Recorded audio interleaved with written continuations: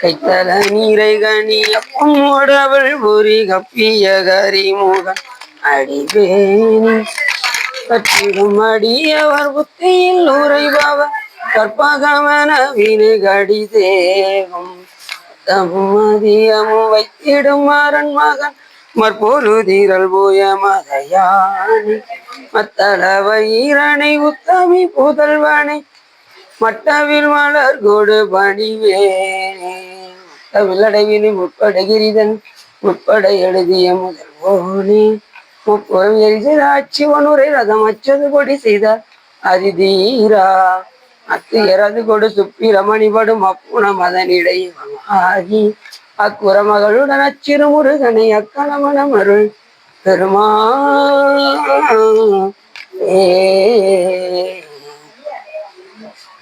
எந்தாயும் எனக்கருள் தந்தையும் சிந்தாகுலமானவை தீத்தனையாள் கந்தா கதிவேலவனே உமையாள் மைந்தா குமரா மறைநாயகனே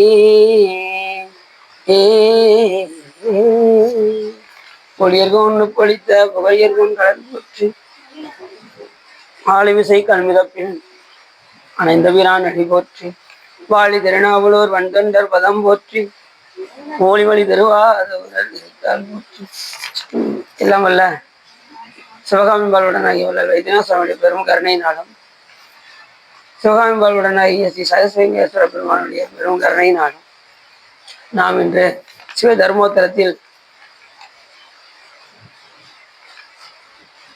சனன மரணவியல் பகுதி 3 பற்றி சிந்திப்பதற்கு திருவருளும் குருவரும் அடியார்களும் கொட்டினர்.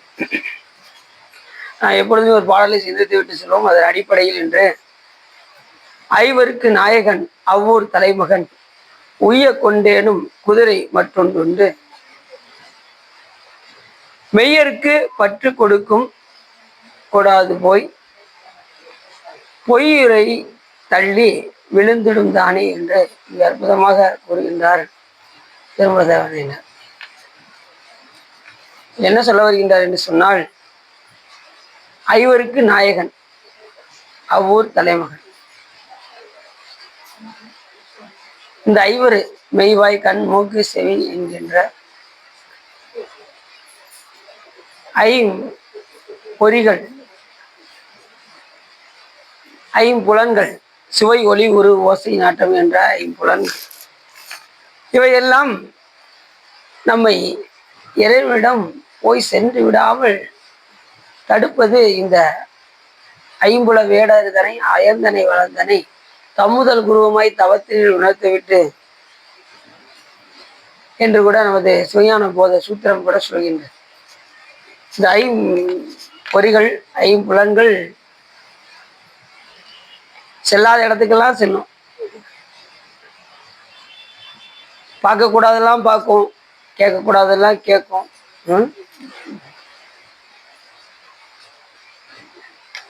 இப்ப அப்படி நடந்து போய்கிட்டு இருக்கோம். சுட சுட அல்வா போட்டாங்கன்னா எப்படி இருக்கும்? அதுவும் இந்த குளிர் நேரத்துல சுட சுட அல்வா போட்டா உடனே அதை வாங்கி சாப்பிட வேண்டும் என்கின்ற விருப்பம்.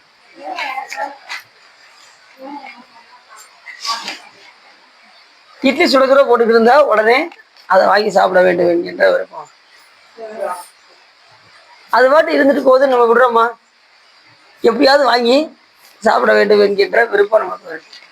அப்போ அது போன போக்குல நம்ம போறோம். இந்த மனதை கட்டுப்படுத்தி தன் வழிக்கு இழுக்குமாறு நாம் செய்யணும். அது சொல்லணும், என்னை சாப்பிடுப்பான்னு சொல்லணும். அல்வாவும் இட்லியும் வடையும் இதெல்லாம் அது பாருங்க சுட சுட ரெடியா இருக்கு பாரு அப்படின்னு போகக்கூடாது. அது உடனே ஓடிடும். அதுக்கு நாம மயங்கக்கூடாது. அப்படி அதுக்கு மயங்கி திரிகின்ற நாம் உய்ய கொண்டேனும் குதிரை மற்றொன்று உண்டு. நம்ம உயிருக்கு உண்டான வழியெல்லாம் நாம் பார்த்து விட வேண்டும். மெய் அடியாருக்கு, மெய்யர்களுக்கு எப்படியாவது இந்த பிறவிலிருந்து தப்ப வேண்டும் என்பதற்கு குதிரை மற்றும் குதிரையில ஏறினா எங்க போகலாம்? போய் சேர வேண்டிய இடத்துல வெகு விரைவாக சென்று விடலாம். அப்படி நமக்கு ஒரு குதிரை சாமி கொடுத்துருக்காரு. வெகு விரைவாக நாம் போய் அடைவதற்கு எதை கொடுத்துருக்காரு? வழிபாடு என்ற ஒன்றை கொடுத்துருக்காரு. இந்த வழிபாடு செய்து நாம விரைவாக செல்ல வேண்டும். எங்க? சாமியுடைய திருவடியை அடைய வேண்டும். அதை விட்டு விட்டு நாம் என்ன செஞ்சுக்கிட்டு இருக்கோம்? இந்த ஐம்புல வேடர்கள்ட்ட மாட்டிக்கிட்டு ரொம்ப படாத பாடுபடுறோம். சாமி எப்படி வராரு? அரசராக எப்பா இந்த வேடர்களுக்கு மயங்கி தெரியாதே, நீ இளவரசன். நம்மளெல்லாம் பார்த்து சொல்றாரு சாமி, இந்த உயிர்களெல்லாம் பார்த்து, இப்பா நீங்க எல்லாம் இளவரசர்ப்பா, வாங்க அரசவையில வாழுங்க அப்படின்னு சாமி கூப்பிட்டாலும் நாம் இந்த ஐம்புல வேடர்கள் கூடயே தெரிஞ்சுக்கிட்டு இருக்கோம். வேடர்களோடு தெரிஞ்சா நமக்கு என்ன குணம் வரும்? யோசிச்சு பாருங்க. அப்படி சாமி இளவரசராக ஆக்கணும்னு கூப்பிட்டா கூட நாம என்ன செய்ய மாட்டேங்கிறோம்? சாமியை நெருங்கி போக மாட்டேங்கிறோம். இந்த உலக பந்தத்திலே இருந்துக்கிட்டு இங்கேயே ஐம்புல வேடருக்கு மயங்கி திரிந்து இங்கேயே வாழ்ந்து கொண்டிருக்கு. அப்படி விரைவாக செல்லக்கூடிய அந்த குதிரையில் நாம் ஏறி சென்றால், வழிபாடு செய்தால் நாம் வெகு விரைவாக சேரலாம். மெய்யர்களுக்கு, இந்த பிறவிலிருந்து எப்படியாவது தப்ப வேண்டும் என்கின்ற மெய்யர்களுக்கு அது எப்படி இருக்குமா? பற்று கொடுக்கும். நல்ல ஒரு சவாரி ஏற்பா அப்படின்னு சொல்லி ஏறி உட்கார வச்சு நல்லா கொண்டு செலுத்தும். அப்படி அல்லாதவர்களுக்கு கீழே தள்ளி விட்டுரும் இந்த குதிரை. அப்படின்னு அமர்நாத்துக்கு போயிருந்தேன். அமர்நாத் யாத்திரை போகும்போது எல்லாமே குதிரை தான். பார்த்தீங்கன்னா லட்சக்கணக்கான குதிரை இருக்கும் அமர்நாத்தில். போகும்போது பால்டாக் பாதையில போயிட்டோம். நடந்தே போயாச்சு. காலையில் 6 மணிக்கு ஏற ஆரம்பித்தோம். சாயங்காலம் 6 மணிக்கு போய் சேர்ந்தோம். வரும்போது அந்த பாதையானது பனிச்சரிவாயிருச்சு. அந்த பாதை விடலை. சரி பகல்கம் வெளியில் வரணும்னு பார்த்தா மறுநாள் காலையில் நைட்டை பிடிக்கணும். ஒரு நாள் தான் இருக்கு. இரவுக்குள்ளே போய் காஷ்மீரை போய் அடையணும். என்ன செய்யலான்னு பார்க்கும்போது 3 நாள் பாதையில் தான் வர்ற மாதிரி சூழ்நிலை. அது நம்மளால் நடந்து போக முடியாது. அப்போ குதிரையைத்தான் பிடிக்கணும். 3 நாள் போக வேண்டிய பாதையில் ஒரே நாள் குதிரைக்காரை கொண்டு இறக்கி விட்டான். அவன் பார்த்தீங்கன்னா குதிரை தூக்கி உட்கார வைப்பான். நான் இப்படி எல்லாம் இப்படி சாதா அப்படி பிடிச்சிக்குவேன். அது பார்த்தீங்கன்னா இப்படிக்கும் கீழே விழுந்து, அது ஒரு வட்டம் பார்த்தீங்கன்னா கீழே விழுந்து கிடக்க, அதை மட்டும் இழுத்துட்டு போய்கிட்டே இருக்கான். ஜி ஜி அப்படின்னு திரும்பி பார்த்தா கீழே விழுந்து கிடக்க, நீ வாட்டு போய்கிட்டு இருக்கியப்பா அப்படின்ட்டு. அதுக்கப்புறம் மறுபடியும் அப்படி 2 வருஷம் கொஞ்சம் மறுபடியும் தூக்கி எடுத்து உட்கார வச்சு குதிரை எல்லாம் பிடிச்சிக்கோ அப்படின்னு பிடிச்சிக்கிட்டே போகணும். அப்புறம் ஒரு இடத்துல மலையில அப்படி இறங்கி வரும் குதிரை. அந்த இடத்துல பார்த்தீங்கன்னா குதிரை அன்னைக்கு அந்த நேரத்துக்கு பார்த்து உரைச்சிக்கிட்டே போச்சு, காலெல்லாம் உரைச்சி. அப்புறம் பார்த்தீங்கன்னா ஒரு இடத்துல அந்த இடத்துலயே ஒரு இடத்துல கீழே தள்ளி விட்டுருச்சு. ஸ்ட்ராங்க நல்லா பிடிக்கணும். சிந்தனை நம்ம எங்கேயோ வச்சுக்கிட்டு இருந்தோம்னா கீழே தள்ளி விட்டுருவோம். அப்ப அதேபோல் மெய்யர்களுக்கு குதிரை இடம் கொடுத்து கொண்டு செலுத்தும், பொய்யர்களுக்கு அது விழுவித்து. அதுதான் அந்த பாடல் சொல்றாரு. மெய்யர்களுக்கு பற்று கொடுக்கும் கொடாது போய் பொய்யுரை தள்ளி விழுவித்திடும் தானே என்று விதமாக சொல்றார். முக்கியமா நம்ம என்ன செய்யணும் அப்படின்னா, ஐம்புல பந்தனையிலிருந்து நாம் விடுபட்டு சுவை ஒளி ஒரு ஓசை நாற்றம் ஐம்புலம் மெய்வாய் கண் மூக்கு செவிக்கு அது போற வழியில நாம் போகாம நம்ம வழிக்கு இழுக்குமாறு நாம் செய்ய வேண்டும். அப்படி செய்தால் நம்முடைய வழிபாடு நம்மளை எங்கே கொண்டு செலுத்தும்? விரைவாக இறைவனுடைய திருவடியில் கொண்டு போய் செலுத்தும். இல்லை என்றால் அந்த குதிரை எப்படி தள்ளி விடுகின்றதோ அதே போல் நம்மளுக்கு பிறவியில் கொண்டு தள்ளிவிடும். பிறவியில வித்தாக ஆகிடும். புரிஞ்சுச்சா? அப்ப நமக்கு எல்லாத்துக்கும் பிறவி எடுக்கணும்னு ஆசை இருக்கா? தயவு செய்து இந்த ஒரு ஜென்மமே போதும் சபை அப்படிங்கிற மாதிரி தான் இருக்கு எல்லாருக்கும். பிறவி எடுக்க வேண்டும் என்ற விருப்பம் இருந்தா யாரும் என்ன செய்ய மாட்டாங்க? இறைவன் வழிபாடு செய்ய மாட்டாங்க. அதை பத்தின சிந்தனையே அவங்கள்ட்ட இருக்காது.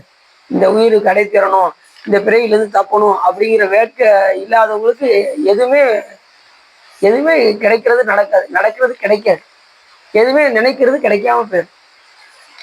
அப்படி இந்த பிறவிலிருந்து தப்ப வேண்டும், உய்ய வேண்டும் என்ற விருப்பம் உடையவர்களுக்கு இறைவன் எல்லா விதமான நலன்களும் செய்து இறுதியில் மோட்சத்தையும் தந்து அருள்வான் அப்படின்னு இந்த பாடல சொல்றாரு. அருமையான பாட்டு. ஐவருக்கு நாயகன். இந்த 5 புலன்களும் யார் கட்டுப்பாட்டுக்குள்ளதான் இருக்கு? இறைவன் கட்டுப்பாட்டுக்குள்ளதான் இருக்கு. ஏன்னா தத்துவத்தை கூட்டி வச்சதே யாரு? சிவபெருமான் தான் கூட்டி வச்சிருக்காரு. நாதம், விந்து, சாதாக்கியம், ஈஸ்வரம், சுத்த வித்தை, காலம், நியதி, கலை, வித்தை, அராகம், புருடன், மாயை, சுவை, ஒளி, உரு, ஓசை, நாட்டம், மெய், வாய், கண், மூக்கு, செவி, மெய், வாய், கண், எருவாய், கருவாய், பஞ்சபூதங்கள் 5. இப்படி 36 தத்துவம் நமக்கு சாமி எதுல கொடுத்துருக்காரு அப்படின்னா 31 தத்துவத்தை மட்டுமே நமக்கு உடம்பா கொடுத்துருக்காரு. கையில இறக்கட்டில அவங்க கேள்வி கேட்டாங்க, சொற்பொழி பேசுறீங்களோ அப்படின்ட்டு கஷ்டமான கேள்வியா கேட்டாங்க. அப்படின்னு சாமி திருவிழா சொல்லிங்க எத்தனை கருவிகள் உடம்பா வரும் அப்படின்னாங்க. 31. அவரே கை தட்டினாரு. யாருமே இந்த கேள்விக்கு பதில் சொல்லலை, நீங்க சொல்லியிருக்கீங்க அப்படின்னு. 31 கருவிகள் தான் நமக்கு உடம்பாக வரும். மித்த 5 கருவிகள் வராது. சுத்த தத்துவத்தில் இருக்கக்கூடிய 5 உடம்பாக வராது. சாமி எப்படி இருக்காருன்னா அந்த 36 தத்துவத்தையும் கடந்திருக்கு. எல்லையில்லாத கருணையுடைய பெருமான் தத்துவங்களை எல்லாம் கடந்திருக்கின்றவர் தான் இறைவன்.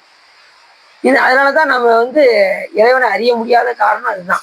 அவர் தத்துவத்தெல்லாம் கடந்திருக்காரு. நம்ம தத்துவத்துக்கு உட்பட்டு இருக்கோம். அவரை பார்க்க முடியுமா அப்படின்னா, இன்ன தன்மை நன்று அறிவொன்னா எம்மானை எளிவந்த பிரானை அன்னம் வைகும் வயற்பன தனி ஆரூரானை மறக்கணுமாமே என்று சொல்வதற்கிறாங்க. அவரை பார்க்க முடியுமானா பார்க்க முடியும். ஆனா எப்படி பார்க்க முடியும் அப்படின்னா, அவரை நான் அன்பினால் மட்டுமே பார்க்க முடியும். மற்ற எதிரையுமே நாம இறைவனை பார்க்க முடியாது. அப்படி இந்த பாட்டுல மெய்யருக்கு பற்று கொடுக்கும், யார் உண்மையாக இருக்கின்றாரோ அவர்களுக்கு பற்று கொடுக்கும். யார் மேல? இறைவன் மேல் பற்று கொடுக்கும்.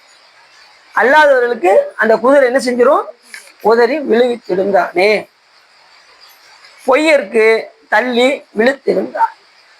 அதனால நாம இருக்கும் போதே இந்த பிறவிலிருந்து எப்படி தப்ப வேண்டும் என்கின்றதை யோகித்து அடியார்களோடு இணங்கி வழிபாடு செய்து எப்படியாவது இந்த பிறவிலிருந்து நாம் விடுபட வேண்டும் என்கின்ற உரைப்போடு நாம் இருந்து பணி செய்ய வேண்டும். பணி செய்யாம என்ன செய்ய முடியாது? மோட்சத்தை அடைய முடியாது. உனக்கு பணி செய்ய உந்தனை என்னாலும் நினைக்க வரம் எனக்கு நீத்தா அப்படின்னு தான் யார் சொல்றா? குருஞானசம்பந்தர் சொல்றாரு. அப்ப பணி செஞ்சாதான் இறைவனை நினைக்க முடியும்.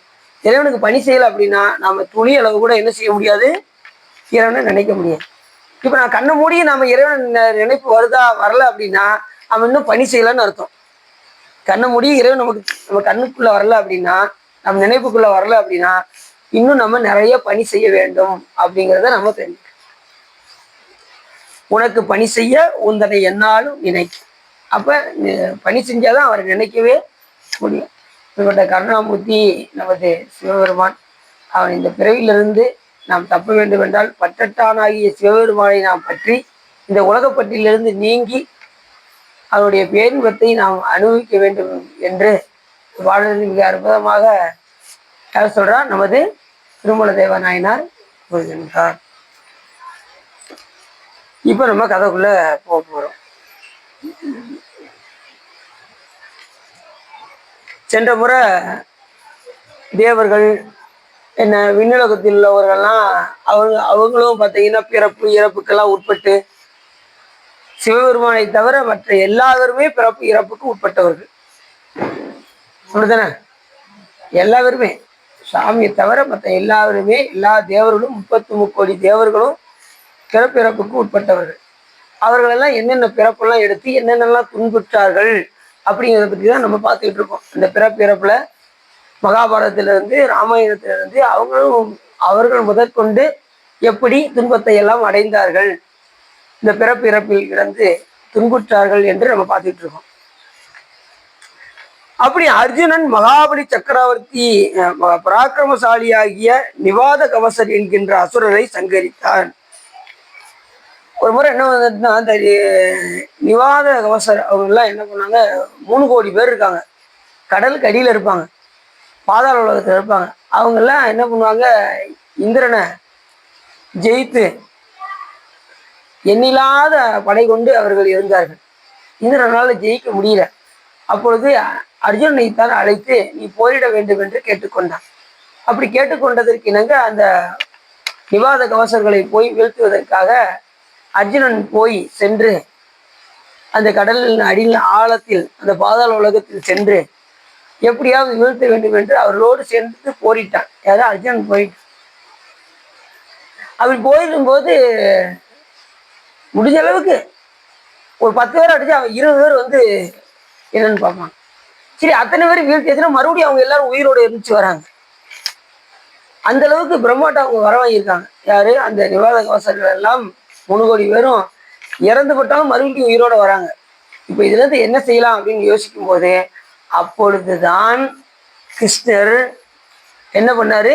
இந்த பாசுபத அஸ்திரத்தை வாங்கி வா அப்படின்னு சொன்னார். அதுக்கப்புறம் தான் பாசுபத அஸ்திரத்தை போய் அவர் தவம் இருந்து சிவபெருமானிடம் இருந்து வாங்கிட்டார். போய் 2 பேரும் தவம் செய்து கொண்டிருந்தார். அவர் தவம் செய்து கொண்டிருந்தார். அப்பொழுது சிவபெருமான் வேடுவனாக வந்து இருவரும் ஒரு பன்றியை அடித்தார்கள்.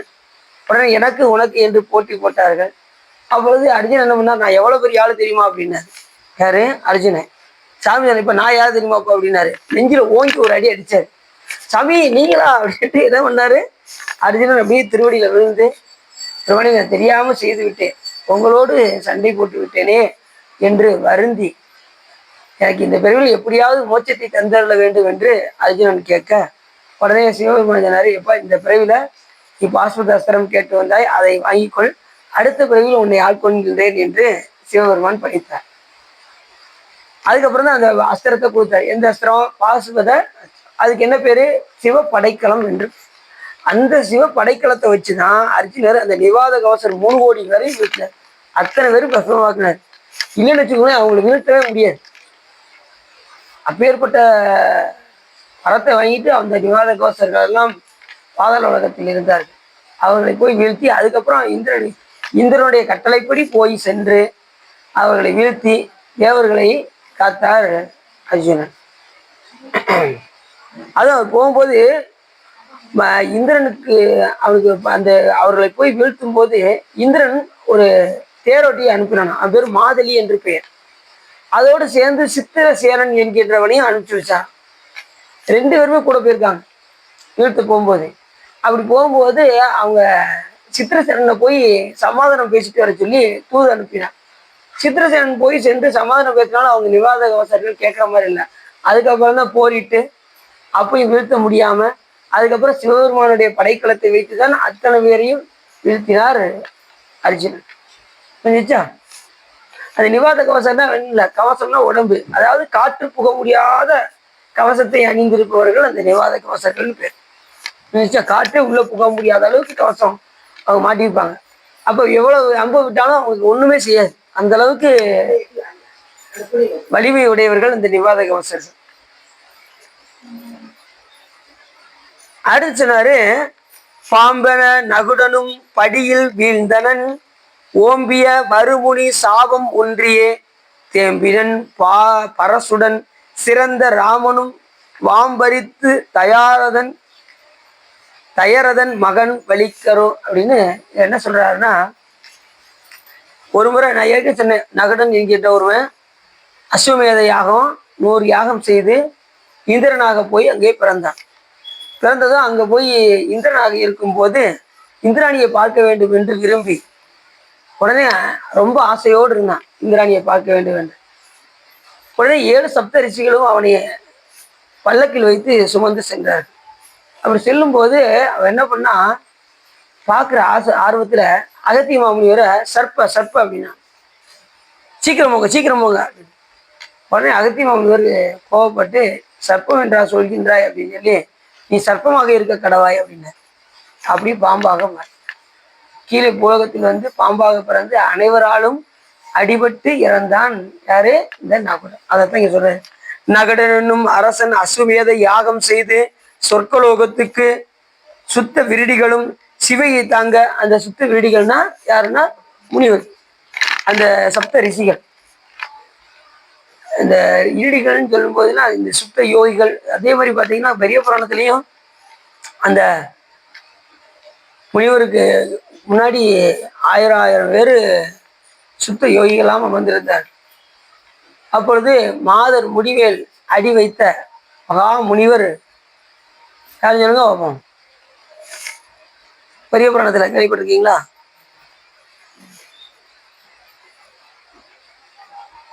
கிருஷ்ணருக்கே அவர் தீட்சை கொடுத்தவர். பாலுக்கு பாலகன் வேண்டி எழுதின பாற்கடல் இந்த பிரான், மாலுக்கு சக்கரம் அந்த அருள் செய்தவன் மன்னிய தில்லை தன்னால் ஆளிக்கு மந்தன வாழ்கின்ற சிற்றம்பலமே இடமாக பாலித்து நட்டம் பைரவல்லானுக்கு பல்லாண்டு பொருது. முனிவர் சொல் எப்பயும் புராணம் பேசிக்கிட்டே இருப்பாரு கைலாய மலையினுடைய அடிவாரத்தில். நீ யோசிக்க கொஞ்ச நேரத்துல அடின்னு சொல்ற இது என்ன முனிவர்னு யோசிக்க. அப்படி அது யாருன்னா உபமன்னிய மாமுனிவர். உபமன்னிய அவர்தான் எந்த நேரமும் கைலாயனுடைய அடிவாரத்துல புராணம் சொல்லிக்கிட்டே இருப்பாரு எல்லா சுத்த யோகிகளுக்கும். அவங்க சொல்லி கொடுத்துட்டு இருக்கும்போது அப்படியே திடீர்னு ஒரு ஒளி அப்படியே போய்கொண்டு உடனே இவர் புராணம் சொல்லிக்கிட்டு இருந்தவர் இப்படி எந்திரிச்சு அந்த ஜோதியை கண்டு தொழுதார். அந்த சுத்த யோகிகள் எல்லாம் கேட்டாங்க, சாமி சிவபெருமானை தவிர வேற யாரையுமே தொழாத இந்த திருக்கை அந்த ஜோதியை கண்டு வணங்கியதன் காரணம் என்ன அப்படின்னு கேட்டாங்க. அப்ப சொன்னாரு, அது யாரு தெரியுமா? சிவபெருமானுக்கு தோழனாக விளங்கக்கூடிய சுந்தரமூர்த்தி சுவாமிகள் மண்ணுலகத்தில் சென்று கடமையை முடித்து கொண்டு மின்னுலகம் செல்கின்றார், கைலாயமலை செல்கின்றார் அப்படின்னாரு. இப்ப எப்படி இருக்கும் பாருங்க. கைலாயமலைக்கு வெளியில தான் இந்த உடம்பு, கைலாயமலைக்கு உள்ள போயாச்சுன்னா ஒளி உடம்பாக செல்லும். அது அங்க முழுவதுமே ஒளி உடம்பு தான். எங்க பார்த்தாலும் பிரகாசம், அங்கேயும் கிரணாதபடி எங்கும் பிரகாசமா இருக்கும் கைலாயம். இப்ப நிறைய பேர் தியானம் சொல்லிட்டு உள்ள பூமி இருட்டுன்னுட்டு உள்ள போய்கிட்டு இருக்காங்க. தியானம் இருட்டுலையா நம்ம இருக்கணும்? நம்ம வெளிச்சத்துல இருக்கணும். சாமி எப்படிப்பட்ட பொருள்? ஆதியும் அந்தமும் இல்லாத பெரும் ஜோதி, பெரும் ஜோதி. எங்க பார்த்தாலும் சுயம் பிரகாசம் சாமி. நம்ம பிரகாசத்தை தான் அடையணும். இப்ப நீங்களே வந்து பாத்தீங்கன்னா தியானம் செய்யும் போது சாமியை அப்படியே ஒளி பொருளாக அப்படியே எங்க பார்த்தாலும் வெளிச்சத்தோட அந்த சிவலிங்கத்தை நினைக்கணும். நம்ம தியானம் பண்ணக்கூடிய ஒரு மூர்த்தம் எதுன்னா சிவலிங்க மூர்த்தம். அந்த மூர்த்தத்தை எந்த நேரம் தியானம் பண்ணிக்கிட்டே இருக்கணும்.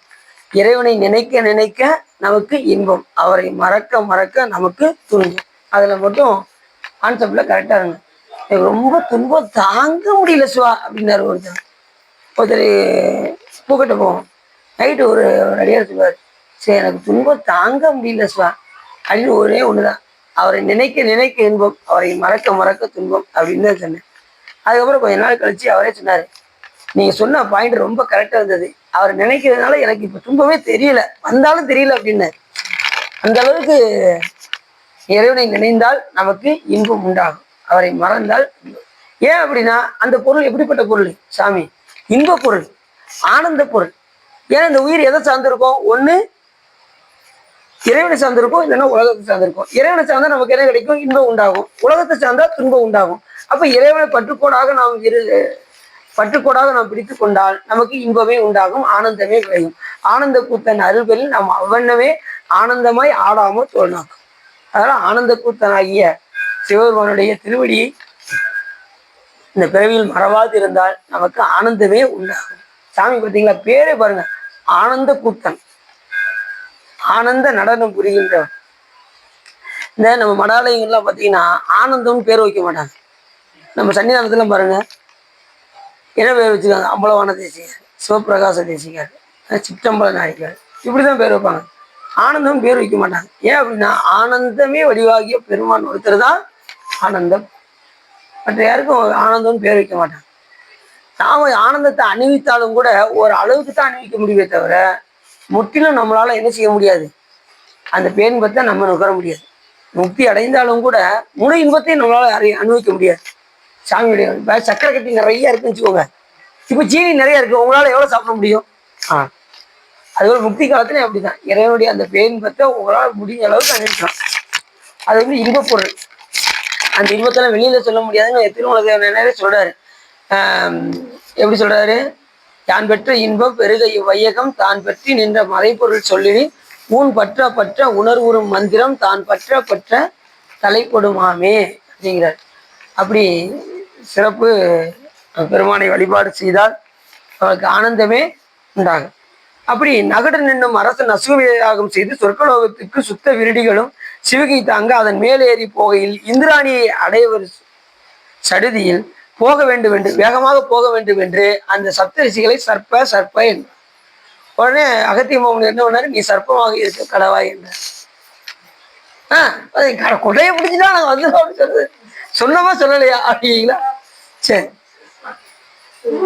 அகத்திய மாமுனிவர் கோபம் கொண்டு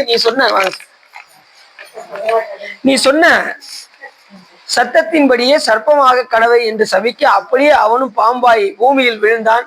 தாவி செல்லும் பரியினையுடைய தயாரத சக்கரவர்த்தி திருக்குமரனாகிய ராமபிரான் மிதிலை போய் சனகராசன் கன்னிகை சீதா பிராட்டியை வில் வளைத்து கல்யாணம் செய்து கொண்டு வருகின்ற வழியில் பரசுராமன் தான் ஒரு வில்லை கொண்டு வந்து இதனை வளை என்று கொடுத்தார். ராமர் வில்லை வளைச்சார், பார்த்திருக்கீங்களா? அப்படி வில்லை வாங்கி வளைத்து நானேற்றி சரம் தொடுக்க பரசுராமன் தன் தவமெல்லாம் அந்த சரத்துக்கு இலக்காக கொடுத்து வாட்டமடைந்தார். இப்படி எல்லாருமே என்ன பண்ணியிருக்காங்கன்னா, இந்த விண்ணுலகத்தில் உள்ளவர்கள் எல்லாம் துயரம் அடைஞ்சிருக்காங்க. எல்லாருமே துயரம் அடைஞ்சிருக்காங்க. பதவி என்று யார் ஆசைப்படுகின்றார்களோ, இப்ப நகரன் சொன்ன பார்த்தீங்களா, நகரன் போய் எப்படி அந்த சொர்க்கலோகத்தில் சென்று இந்திரனாக இருக்க வேண்டும் என்று விரும்பினான். அதுபடி போய் சென்றான். ஆனா துன்பத்தை அடைந்தான். அதுல முத கதையில் என்ன பார்த்தோம், அர்ஜுனன் என்ன பண்ணாரு, போய் அந்த நிவாத கவசர்களை எல்லாம் அவங்க பராக்கிரமசாலிகளாக இருந்தாலும் கூட அவர்கள் அர்ஜுனனிடம் போய் தோற்று அவர்கள் துன்பமடைந்தார்கள். இப்படி எல்லாருமே யாராக இருந்தாலும் தெய்வமாக இருந்தாலும் கூட அவர்களும் துன்புற்றுதான் ஆகும். சிவபெருமானை தவிர மற்ற யாரா இருந்தாலும் சரி, எந்த பிறவி எடுத்தாலும் சரி, எல்லா இடத்துலையுமே துக்கம் துயரம் உண்டு, மரணம் பிறப்பு உண்டு, ஜனனம் மரணம் இரண்டும் உண்டு. ஜனனம் உண்டேல் மரணம் கண்டிப்பாக உண்டு. பிறப்பு ஒண்ணு வந்துருச்சுன்னா கண்டிப்பா என்ன உண்டு, இறப்பு கட்டாயம். அது யாரா இருந்தாலும் சரி, இறப்பு கண்டிப்பா.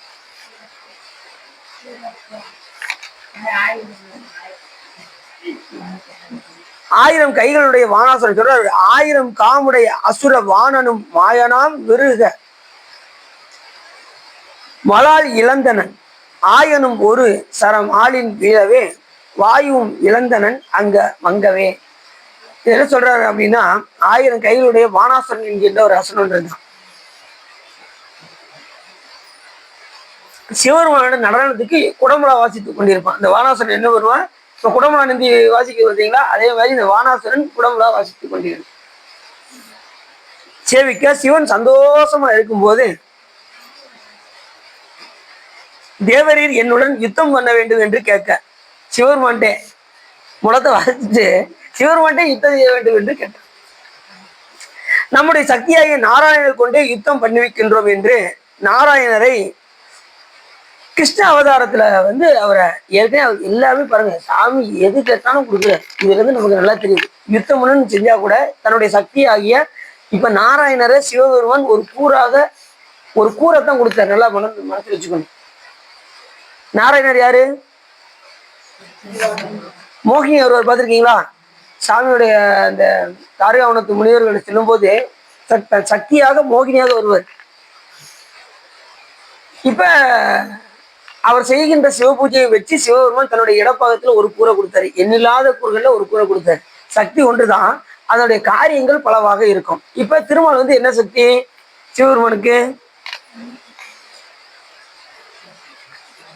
அதாவது துர்க்கை போர் சக்தி, அம்பாள் அருள் சக்தி. திருமால் புருஷ சக்தி. அதனாலதான் புருஷோத்தம்னு ஒரு பேரு திருமாலுக்கு. புருஷ சக்தி. இன்னொரு சக்தி கோபசக்தி காளி.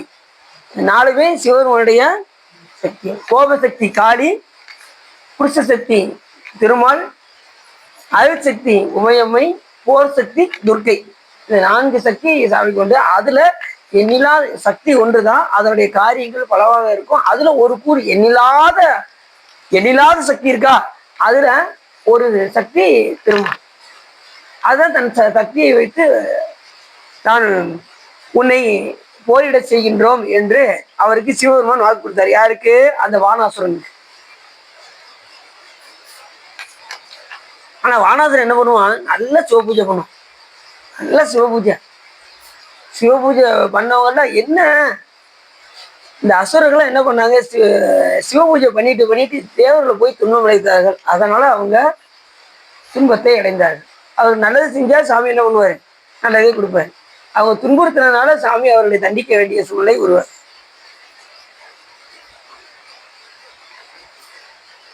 நாராயணது கிருஷ்ண அவதாரத்தில் பௌத்திரனாகிய நிருத்தன் அவ்வானாசுரன் மகள் உசையை காமுற்று யாருடைய மகள்? கிருஷ்ணனுடைய மகனுக்கு நிருத்தனுக்கு யாருடைய மகன்? வானாசுரனுடைய மகள். இருவரும் திருமணம் முடிக்க வேண்டும் என்று விரும்பினார்கள். கிருஷ்ணனுடைய மகனும் நிருத்தனும் யாருடைய மகள்? வானாசுரனுடைய மகளும். ரெண்டு பேரும் ஒரு விரும்பின காரணத்தினால அவனை வானாசுரன் அறிந்து அவனை காவல் செய்ய அவனை நாரதர் சொல்ல கிருஷ்ணன் அறிந்து அதுவே காரணமாக வானாசுரன் சிவார்ச்சனை பண்ணிய 2 கைகளையும் ஒழித்து அவன் சிவபூஜை பண்ண பாருங்க. அந்த 2 கையை மட்டும் தவிர்த்து மற்ற 1000 கையில எல்லா கையிலையும் வெட்டி வீழ்த்தினாராம் கிருஷ்ணர். யார? வானாசுரனை. சிவபூஜை பண்ண கையை வெட்ட முடியுமா? தொட முடியுமா? முதல்ல அதுக்கிட்ட சிவபூஜை காலகாலத்தில் வாங்கன்னு சொல்றேன்.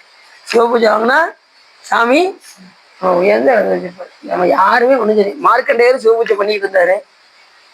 அவரால் ஏதாவது செஞ்ச முடிஞ்சதா? ஒண்ணுமே செய்ய முடியாது. ஒன்றும் செய்யவும் முடியாது. சிவபூஜை செஞ்சா யாரும் நம்மளை தொடக்கூட முடியாது.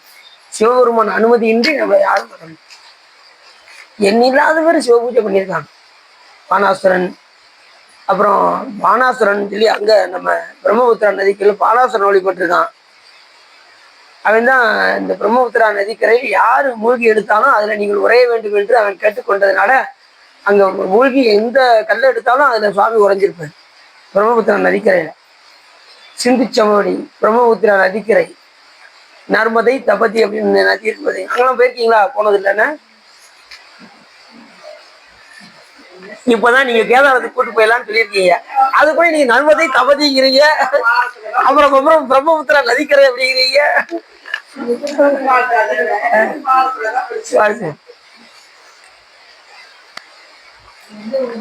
நல்லா இருக்கும். பிரம்மபுத்திரா இது மகாராஷ்டிராவுக்கு அடுத்து. மகாராஷ்டிராவுக்கும் குஜராத்துக்கும் உடால இருக்கு பிரம்மபுத்திரா நதிக்கரை. நல்லா இருக்கும். சென்ட்ரல வரும். அந்த சென்ட்ரல் அப்படி 2 நதி ஓடும். நர்மதை, தபத்தின்னு ஓடும். நல்லா இருக்கும். அங்கெல்லாம் போனோம். போய் சாமி போய் வழிபா. அங்கேயும் சாமி ஐயா சூப்பரா இருக்காரு.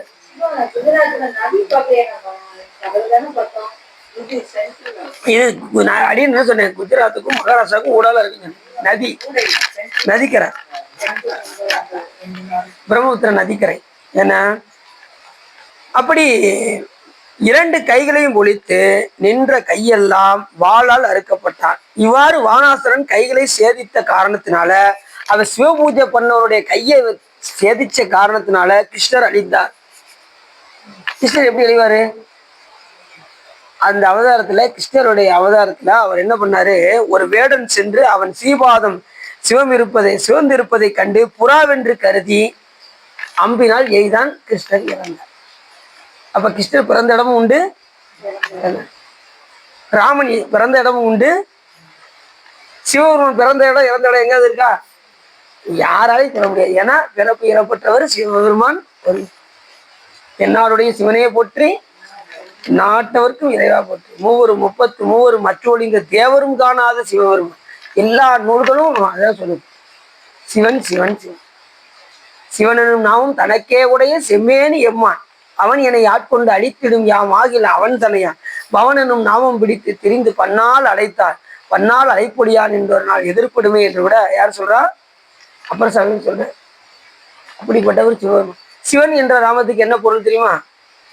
துன்பத்தை நீக்கி இன்பத்தை தருபவன் என்றும் மங்களத்தை செய்பவன் என்றும் நான் எல்லா உயிர்களுக்கும் நன்மை செய்வோம் என்கின்ற பொருளும் உண்டு. எந்த பேருக்கு? சிவன் என்ற. அதான் சிவனனும் நாமும் தனக்கே உடைய செம்மேனி எம்மான். சாமி எப்படி பாரு? செக்கச்சவேன் இருப்பாரு. செம்மேனியான், வெண்ணீற்றான், பாடல்லாம் வருதே. செம்மேனியான் ஆனா வெண்ணீற்றான். எல்லா பாடலுமே வருது. செவந்த திருமணில வெள்ளை நீர் பூசினா எப்படி இருக்கும்? நல்லா இருக்கும்ல. அப்படிப்பட்ட பெருமான் சிவபெருமான். ஆளிலையின் மேல் பள்ளி கொள்கின்ற அவதாரத்தில் ஒரு வேடன் சென்று அவன் சீபாதம் சிவந்திருப்பதை கண்டு அவரு கிருஷ்ணனுடைய பாதம் சிவந்திருந்ததான். கிருஷ்ணர் எப்படி இருப்பாரு தெரியுமா உங்களுக்கு? என்ன நிறத்துல இருப்பாரு சொல்லுங்க பார்ப்போம். சொல்றாங்க கருநீல நிறம், கரு கரு கரு நீல நிறத்துல. ஏன்னா அந்த நஞ்சு வரும்போது அவர் உடம்பெல்லாம் கருகருன்னு ஆயிடுச்சு. யாருக்கு? கிருஷ்ணர். அவர் தானே போய் தாங்கி பிடிச்சாரு. நம்மளாலதான் எல்லாரும் பாறைக்கடலை கலைஞ்சிக்கிட்டு இருக்காருன்னு நினைச்சாரு. அங்கதான் பிரச்சனை. எப்பயுமே யான் எனதுங்கிற செருக்கை யாரு ஒழிக்கிறாங்களோ, செருக்கு வந்துருச்சுனாலே யானும் வந்துருச்சுன்னு அர்த்தம். யான் எனது என்கின்ற செருக்கு அவருடைய 10 அவதாரத்திலேயே செருக்கு வந்தது. அத்தனையிலையும் சாமி அவரை திருத்தினார். ஒவ்வொரு பிறவிலையும் அவரை திருத்தினார். இது மாதிரி யாரா இருந்தாலும் சரி. இப்ப மற்றவங்களை திருத்துறதுக்கு பிரம்மா விஷ்ணு இருக்காங்க. பிரம்மா விஷ்ணுவே தவறு செஞ்சா அப்ப யார் வருவார்? சிவபெருமான் தான் வந்து அவர்களை கண்டிப்பார். இல்லைன்னா யாரும் கண்டிக்க முடியும். அப்படி புறாவென்று கருதி அவர் கருநீளமா இருப்பாரு. அவர் காலம் மட்டும் சிவந்திருப்பதை பார்த்து புறான்னு நினைச்சு அந்த வேடம் என்ன பண்ணா, அம்பை கிருஷ்ணன் என்ன பண்ணாரு, ஆளிலும் வீழ்ந்து சரீரம் நாசமாய் உயிரும் இழந்தான். யாரு? கிருஷ்ணன் உயிரை இழந்தார். கிருஷ்ணர் தோற்று போகும்படி பொருது அவன் தார்காபுரியை உரிமையான பண்டாரத்தையும் தன் வசமாக கட்டி கொண்ட சராந்தாசன் சராசந்தன் ஒரு கேள்விப்பட்டிருக்கீங்களா? மகாபாரதத்துல வரும் சராசந்தன் என்றவர். அவர் எப்படின்னா பிருகத்ரதன் என்ற ஒருவன் இருந்தார். பிருகத்ரதன் என்றவர் அவர் என்ன பண்ணாரு, அவரு மரக நாட்டு இளவரசர். இந்த பிருகத்ரதன் அவர் மற்றொரு நாட்டில் ட்வின்ஸ் 2 பேரு இரட்டையர்கள். அந்த 2 பேரையும் கல்யாணம் முடித்தார், திருமணம் முடித்தார். அது இருவரையும் திருமணம் முடித்து வாழ்ந்து கொண்டிருக்கும் போது ரொம்ப நாள் அவருக்கு குழந்தையே இல்லை, குழந்தை பாக்கியமே இல்லை. ரொம்ப வெறுத்து போய் சந்திர கௌசிகர் என்ற ஒரு முனிவரிடம் போய் இருந்து தொண்டு செய்து கொண்டிருந்தார். அப்பொழுது இந்த முனிவர்களுக்கும் தெரியும், பணிவிடை செய்யும் போதே இவர் என்ன குறிப்போட செய்கிறாரு அப்படிங்கிற தத்துவம் யாருக்கு தெரியும்? முனிவர்களுக்கு தெரியும். பையன் வந்து வேலை செய்யறானே, இவனுக்கு என்ன குறை இருக்கு அப்படின்னு அவங்க அப்படி ஞான நிஷ்டையில பார்ப்பாங்க. அப்போ குழந்தை பாக்கியம் இல்லை அப்படிங்கிறது அவர் அறிந்தார். யாரு? இந்த முனிவர், சந்திர கௌசிகர் என்கின்ற முனிவர் அறிந்தார். எப்பயும் பார்த்துங்க, எந்த முனிவராக இருந்தாலும் சரி அவங்க ஞான நிஷ்டையில எதுனாலும் பார்த்து சொல்லிடுவாங்க. அவங்களுக்கு அந்த ஒரு ஆற்றல் உண்டு. ஏன்னா எந்த நேரம் சிவபெருமானை சிந்திக்கின்ற காரணத்தினால் அவர்கள் எதை பார்த்தாலும் அவங்க கண்டுபிடிச்சிருவாங்க. நிஷ்டையில பார்த்து கண்டுபிடிச்சிருவாங்க. நிஷ்டையில பார்த்தா எப்படி கண்டுபிடிக்க முடியும் அப்படின்னா, சிவத்தில் ஒன்றால் எல்லாமே தெரியும், சிவத்துல ஒன்றில்னா தெரியாது. அப்படிதான் ஞானிகள்லாம் இருப்பாங்க. எந்த நேரமும் சிவச்சிந்தனையிலே இருந்தா நமக்கு நடக்கிறதுலாம் பின்னாடி நடக்கிறதுலாம் நமக்கு தெரியும். அந்த அளவுக்கு நம்ம தவம் செஞ்சிருப்போமா அப்படின்னா, நம்ம எங்கே கண்ணை மூடினாலே உலகம் தான் சுவாயி ஆகுறது. எப்போ பார்த்தாலும் என் வீட்டுக்கு, அதுலேயும் ஒரு ஆள் சொன்னாரு, என் வீட்டுக்காரி தான் கண்ணை மூடினாலே என் வீட்டுக்காரி தான் சுவா, எந்த நேரமும் என் முன்னாடி வந்து நிற்கிறான், அவன் வயிறது என் காதுல கேட்டுக்கிட்டே இருக்குன்னா பாருங்களேன் அப்படிங்கிறாரு. கண்ணை மூடுறது வீட்டம்மா வயிறுதான் யாவதுதான், வேற யாரும். அவரு அந்த அம்மா சொல்லுவாங்க, நல்லா போய் ஒரு 500 ரூபாய் சம்பாதிக்க தெரியல அப்படிங்கிறது ஒரு கேட்டுக்கிட்டே இருக்கான். 500 ரூபாய் சம்பாதிக்க தெரியல, நீ வாய் பேசுறியா அப்படிங்கிறாங்களா அந்த அப்பா வந்து. அப்படி அதுலயும் பார்த்தீங்கன்னா இன்னொன்னு சொன்னாங்க, கொமட்டிலே கொத்துறேனா அப்படின்னாங்களாம். அப்படின்னா அதை கண்ணை மூடுனா எனக்கு அந்த சிந்தனையே வருது.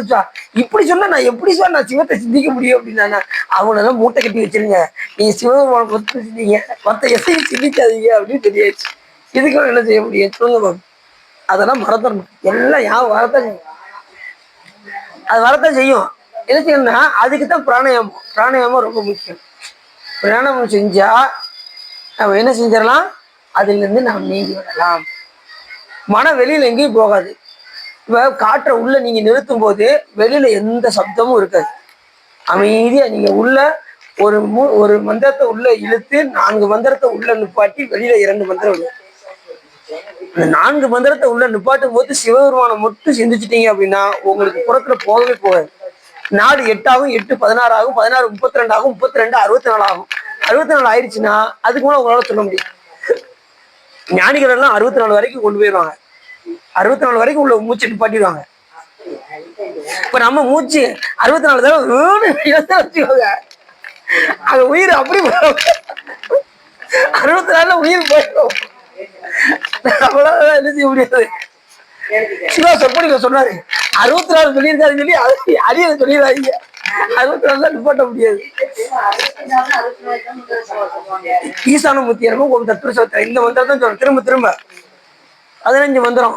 ஓம் நிவர்த்தி கலாயம் வந்து ஓம் நிவர்த்தி கலாயமோ, ஓம் பிரதிஷ்டா கலாயமோ, ஓம் வித்யா கலாயமோ, சாந்தி கலாயமோ, சாந்தி அதீத கலாயனம, ஓம் ஈசானமூர்த்தி நமோ, தத்புருஷாயனமோ, ஓம் அகோர இருதாய நம, ஓம் வாமதேவ வித்யாயனமோ, ஓம் சத்யோஜாத மூர்த்தி நம, ஓம் இருதாய நம, ஓம் சிரசாய நம, ஓம் சிகாய நம, ஓம் கவசாய நம, ஓம் நேத்ரோபிய நம, ஓம் அஸ்திராய நம.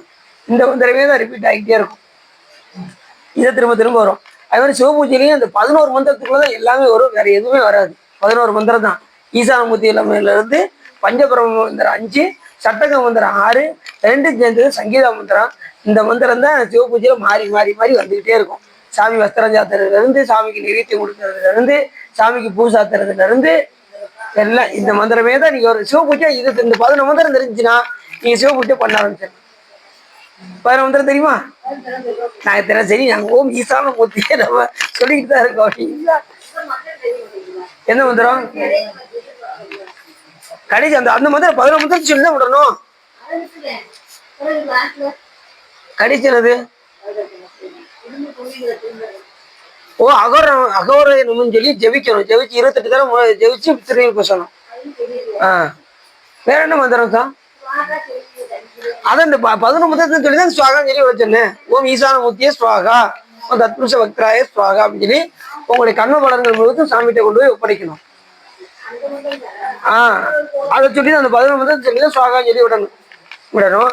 ரெண்டாவது சிவபூஜையிலையும் வந்து பார்த்தீங்கன்னா அந்த மூல மந்திரத்தை சொல்லி கொடுக்கணும். சிவபூஜையில் 3 ஒரு இலையை எடுத்து டப்பு டப்புன்னு சவுண்டு கேட்கணும். அதுக்கு எந்த இலை சிறப்பாக இருக்கும் எங்களுக்கு பார்ப்போம். நந்தியாவரத்தை பாருங்க. சிவபூஜையில் நீங்கள் விலைகளை கொடுக்கும்போது நந்தியாவரத்தை இலையை எடுத்து ஒடிச்சு 7 முறை போகணும். சாமிக்கு நைவேத்தியம் எத்தனை தர கொடுக்கணும் தெரியுமா உங்களுக்கு? எப்படி உங்களுக்கு தெரியும்? சொல்லியிருக்கேண்ணா. சரி, இறைவனுக்கு உணவு விட்டும் போது 7 முறை விட்டணும். அம்பாளுக்கு எத்தனை தடவை விட்டணும்? 3 தடவை. ஏன்னா அது மாதிரி சண்டீஸ்வரனுக்கு 4 முறை. அவருக்கு 4 முகம் இருக்கிறதுனால 4 தடவை. இப்படி சிறப்புகள்லாம் இருக்கு. சாமி விட்டும் போது 7 முறை ஓம் ஈசானமூர்த்தியே ஸ்வாகா, ஓம் தத்புருஷ, அதுக்கு வந்து ஓம் சர்வப்பியோ பிரம்மங்கப்பியோ ஸ்வாகா அப்படின்னு சொல்லி கொடுக்கணும். சிவபெருமான் கொடுக்கும்போது சர்வப்பியோ பிரம்மங்கப்பியோ ஸ்வாகா. எனக்கு கொஞ்சம் வர மாட்டேங்குது ஸ்வா, அதை விட கொஞ்சம் எளிமையாக ஏதாவது சொல்லுங்க அப்படின்னா ஓம் சிவாய ஸ்வாகா. ஓம் இது கொஞ்சம் இந்த டீலிங் கொஞ்சம் எங்களுக்கு ரொம்ப பிடிச்சிருக்கு. இது சொல்லிக்கலாம். அது முடியாதவங்க இதை சொல்லிக்கலாம். ஓம் சிவாய ஸ்வாகா. ஒவ்வொரு முகத்துக்கும் ஓம் சிவாய ஸ்வாகா, ஓம் சிவாய ஸ்வாகா, சிவாய ஸ்வாகா, ஓம் சிவாய. பின்னாடி 5 முகத்துக்கு கொடுத்துட்டு எக்ஸ்ட்ரா 2 தடவை இந்த தத்புருஷ முகம் கிழக்க பக்கம் இருக்கும் பாருங்க, அந்த முகத்துக்கு கொடுத்துடும். மொத்தம் 7 முறை. அம்பாளுக்கு 3 தடவை கொடுத்துட்டு சாமிக்கு கொடுக்கறது அம்பாளுக்கு கொடுக்கக்கூடாது.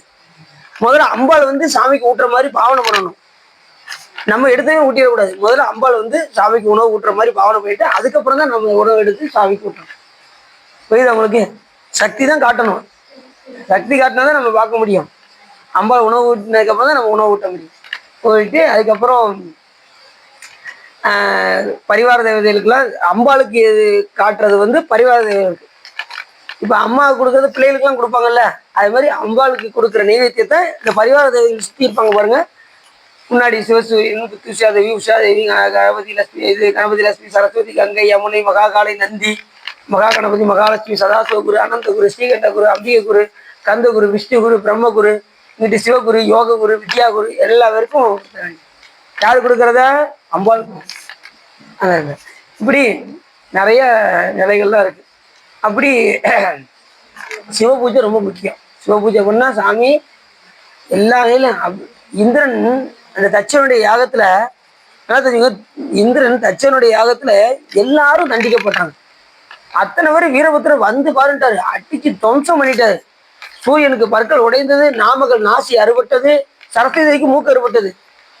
சூரியனுக்கு பற்கள் உடைந்தது, எல்லாருக்கும் நடனம் கிடைச்சது. அதுல குயிலா மாதிரி இந்திரன் மட்டும் தப்பிச்சிட்டான். என்ன காரணம்? விடாம சிவபூஜை பண்ண காரணத்தினால அவன் மட்டும் தண்டிக்கணும். அது மாதிரி சூரபத்மன் இருந்து தப்பிச்சிட்டான். சூரபத்மன் எல்லாத்தையும் பிடிச்சான். எங்க இவனை காணும் அப்படின்னு பார்த்தா இந்திரனை மட்டும் காணும் பார்த்தா தப்பிச்சு சீரியல்ல வந்து மூங்கில் மரமாக ஒளிந்து கொண்டு அதுக்கப்புறம் இங்க வந்து சிவபூஜை செய்து மேன்மையடைந்தார். அதனால சாமிகிட்ட அவர் விண்ணப்பிக்கும் போது உடனே சாமி ஐயனாரை தான் செலக்ஷன் பண்ணாரு. இந்திராணியும் வந்து இங்க பூலோகத்துல வந்து தேடும் போது அசமுகி இருக்கா பாருங்க, சூரபத்மனுடைய தங்கச்சி அசமுகி வந்து அவளை கொல்றதுக்கு வந்தான். வரும்போது அப்ப சாமி ஐயனாரை அனுப்பிய காரணத்தினால் ஐயனார் வந்து அசமுகியை கொன்றார், அசமுகியை தண்டித்தார். அவர் பயந்துட்டு ஓடியே போயிட்டா அசமுகி. அதுக்கு காவல் தெய்வமாக இருந்தார் ஐயனார். இப்ப நிறைய பேருக்கு காவல் தெய்வம் யாரு? ஐயனார் இருப்பாரு. பார்த்தீங்கன்னா தெரியும். ஐயனார் யாருன்னா நல்லா தெரிஞ்சுக்கோங்க, ஹரிகர புத்திரன் பேரு. கந்த புராணத்துல ஹரிகர புத்திரர் அப்படின்னா ஐயப்பன் என்றும் ஹரிகர புத்திரர் என்றும் ஐயனார் என்றும் அழைக்கப்படுவார். கல்யாணம் முடிக்காத கோலம் ஐயப்பன், கையா முடிச்சா பூரண புஷ்கலாவோடு இருந்தா ஐயனார். புரிஞ்சுச்சா? இப்பதான் கொஞ்சம் புரியுற மாதிரியாவே தெரியுது அப்படின்னு சொல்றீங்களா? ரெண்டு கல்யாணம் முடித்த கோலம் சொல்லியிருக்கணும், கந்தபுராணம் வரும்போது சொல்லியிருந்திருப்பேன். ரெண்டாவது இந்த ஐயனார் யாருன்னா 11 கோடி உருத்தர்களை தலை சிறந்தவர் ஐயனார்.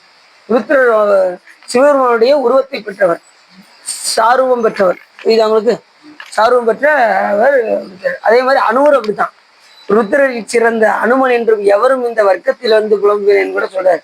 அனுமாரும் ருத்ரர்ல சிறந்தவர். 11 கோடி உருத்திரர்கள்ல பார்த்துக்கோங்க. அப்போ எத்தனை பேர் இருப்பாங்கன்னு பார்த்துக்கோங்க. சாமி மாதிரியே இருப்பாங்க, அந்த உருவத்தை பெற்றே இருப்பாங்க. அவங்களும் புலித்தோல் அணிஞ்சிருப்பாங்க, எல்லாமே சிவபெருமான் மாதிரியே இருப்பாங்க. உடனே இவர் தானே சிவபெருமான் நம்ம சொல்லிட முடியாது. ஏன்னா மூவர்ல வருவது சிவபெருமான் அல்ல.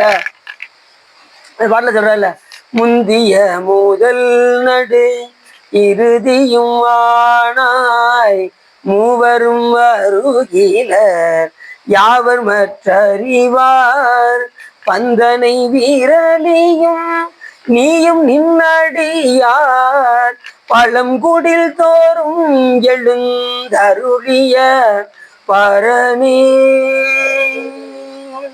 பரணே செந்தலல் பூரை திரு மேனியும் காட்டி திருப்பெரும் தூரை ஊரை கோயிலும் காட்டி அந்தனாவதும் காட்டி வந்தாண்டாய் ஆரமுதே பள்ளி எழுந்தருளாயே.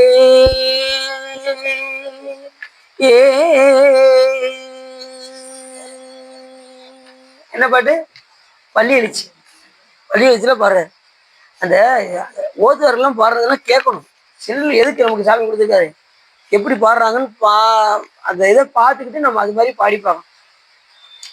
அது தர்மபுரம் சுவாமிநாதன் நல்லா பாடுவார். இப்படிதான் இப்போ அடியும் படித்த பார்த்தீங்களா, அந்த மாதிரி பரணி அப்படின்னு இழுப்பாரு. ரொம்ப சூப்பரா இருக்கும், கேட்கறதுக்கே ரொம்ப ஆனந்தமா இருக்கும். முந்திய முதல் நடு இறுதியும் ஆனாய் மூவரும் அருகில யாவர் மற்ற அறிவார். யாவர் மற்ற அறிய முடியும்?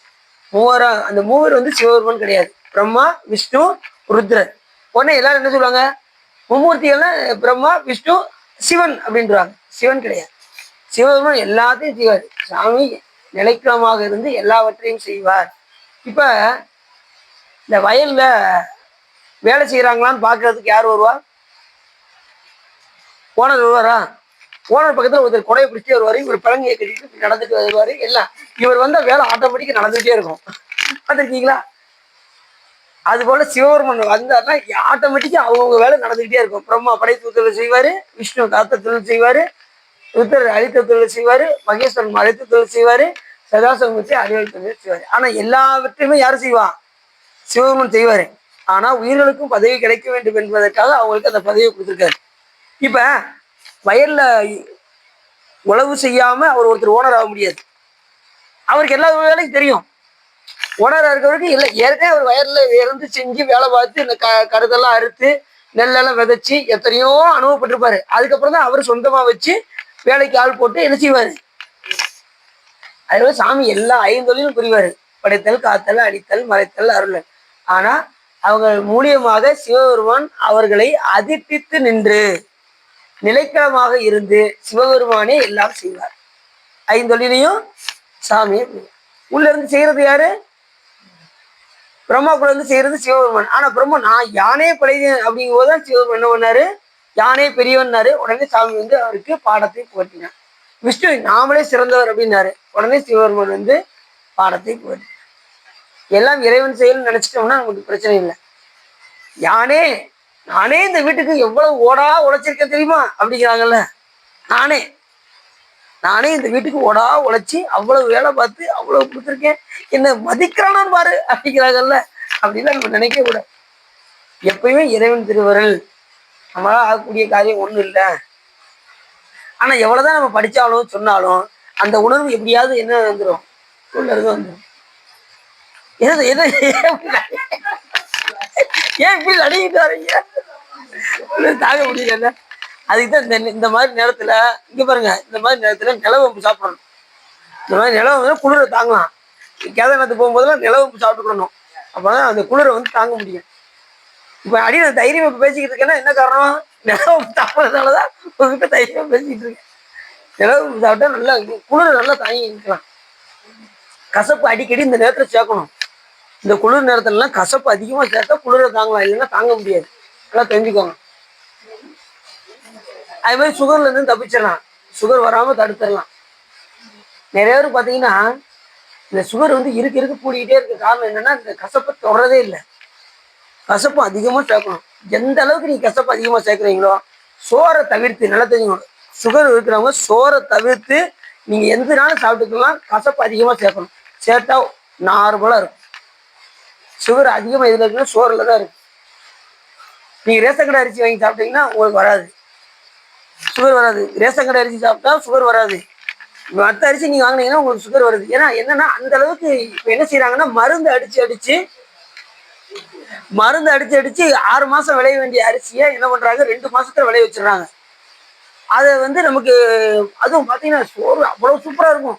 பொன்னீங்க கரைசல் பொன்னீங்க, இது அந்த பொன்னீங்க வாயில் நமக்கு சுவையாத்தான் இருக்கு. ஆனா உள்ள போய் என்ன ஆயிருது, சுகர் வந்துருக்கு, எளிமையா வந்துருக்கு. அதுக்கு பதில் நீங்க காய்கறி நிறைய சேர்த்துக்கணும். காய்கறி நிறைய சாப்பிட்டா ஒன்றும் செய்யாது. சோறை கம்மியா சாப்பிட்டுட்டு காய்கறி அதிகமா சாப்பிடணும்.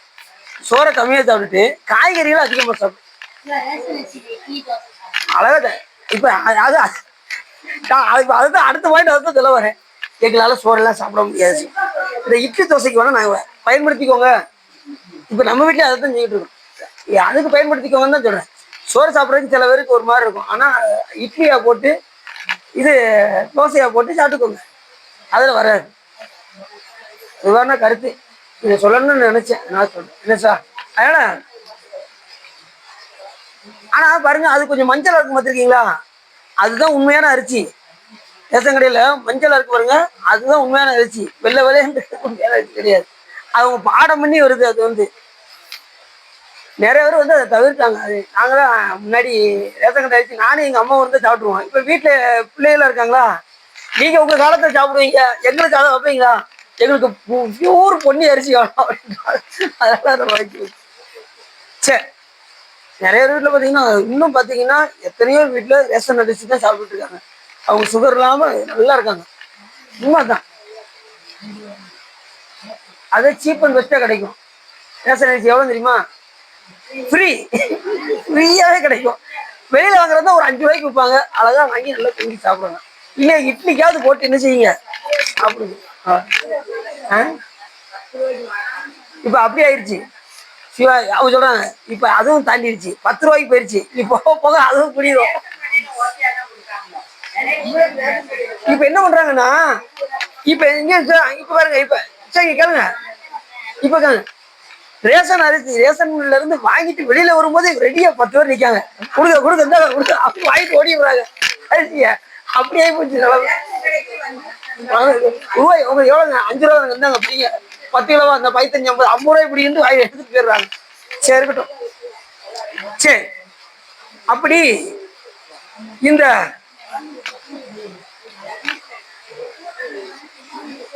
சந்திர கௌசிகர் என்ற இன்னும் அந்த கதையை சொல்லி முடிக்கல, எங்கேயோ போயிட்டு மறுபடியும் வந்துட்டோம். இந்த சந்திர கௌசிகர் என்ன பண்ணாரு, அவருடைய இதை அறிகின்றார். யாரு இத, இந்த பிரதத்ரதன் என்றவருடைய அவன் 2 மனைவி சொன்னா, 2 இளவரசியை கட்டியிருந்தான் சொன்னா, அவங்க 2 பேருக்கும் குழந்தை பாக்கி இல்லாம இருந்தது. உடனே இந்த சந்திர கௌசிகர்கிட்ட போய் சேர்ந்து அவரு தொண்டு செய்து கொண்டிருந்தார். அவருடைய ஞான நிஷ்டைகள் பார்த்தார். உடனே உனக்கு குழந்தை பாக்கியம் வேணுமாப்பா அப்படின்னு சொல்லி உடனே ஒரு பழத்தை கொடுத்தார். யாருக்கு? அவர். பாருங்க, எங்க போய் எங்கேயோ வந்துட்டு அந்த பழத்தை கொடுத்து, இதை போய் உன்னுடைய மனைவி உன்னை சொல் அப்படின்னாரு இந்த சந்திரகோசியர். இவர் போனாரு. இப்ப யார்கிட்டயோ ஒரு ஆள்கிட்ட கொடுத்துருக்கணும் அந்த பழத்தை. இவர் என்ன பண்ணாரு, 2 மணிக்கு இருக்கிறதுனால ஆளுக்கு பாதி பிரிச்சு சாப்பிட்டாங்க. பாதியா. இப்ப என்ன ஆச்சு அப்படின்னா, குழந்தை பாதி பாதியா பிறந்தது. 2 பாதியா பிறந்தது. அதுக்கப்புறம் 2 பாதியும் பாத்தீங்கன்னா இறந்து பிறந்தது. அந்த 2 குழந்தையும் பாதியா இருந்தா எப்படி இருக்கும், இறந்து பிறந்து இருந்துச்சு. அது ஆணாவும் தெரியாம பெண்ணாவும் தெரியாம இருந்தது. உடனே அதை வீசி எரிய சொல்லிட்டான். யாரு? இந்த பிரதக்ரதன். வீசி எரியும் போது அங்க ஒரு ராட்சசி என்ன பண்ணா, அவ பேர் தான் ஜரா என்கின்ற ராட்சசி.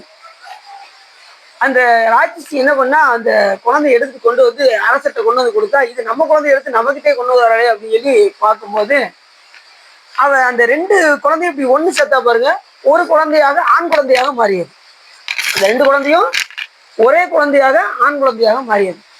அதை கொண்டு வந்து கொடுக்கவும் உடனே அரசர், ஆகா நம்முடைய குழந்தை தான் கொண்டு வந்து கதையெல்லாம் எடுத்து சொல்றா. அந்த ராட்சசி வந்து ஜரா என்கின்ற ராட்சசி கொண்டு வந்து இந்த குழந்தைய இங்க எடுத்தேன் அப்படின்னு சொல்லும்போது, நம்ம தானே வீசி எறிய சொன்னோம் அப்படின்னு இவங்க யோசிக்கலாம். யோசிச்சு அப்ப இது நம்முடைய குழந்தை அப்படின்னு சொல்லி அந்த ஜரா என்கின்ற ராட்சசி கொண்டு வந்ததுனால இந்த பிள்ளைக்கு ஜராசந்தன் என்ற பெயரை வைத்தார்கள். அவங்களுக்கு ஜராசந்தன். அவர் எப்படிப்பட்டவன்னா,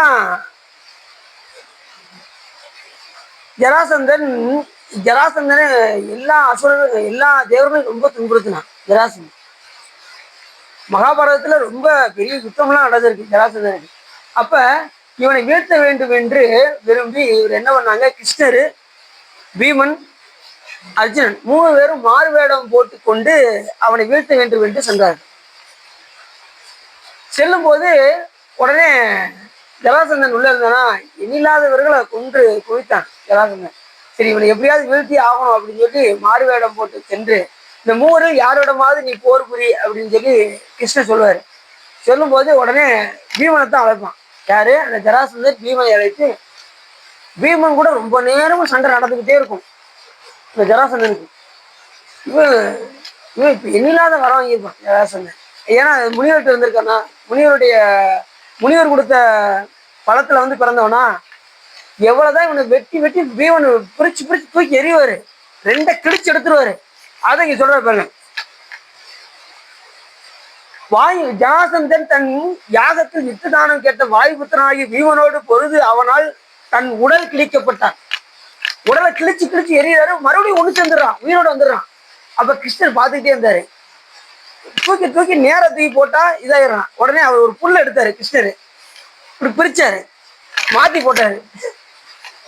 அவன் உடலை கிழிச்சு இப்படி மாத்தி போட்டா மாதிரி ஒண்ணு சேரல, அவன் அழிந்தான் ஜராசந்தன். நீங்க பார்த்துருப்பீங்க, சின்ன பிள்ளைங்களும் பார்த்துருப்பீங்க. நாங்க மகாபாரதம் நிறைய பார்த்துருக்கோம் சார். முன்னாடி பார்த்துருப்பீங்க, இப்ப பார்த்துப்பீங்களா? இப்போ வந்து எதை பார்ப்பீங்க?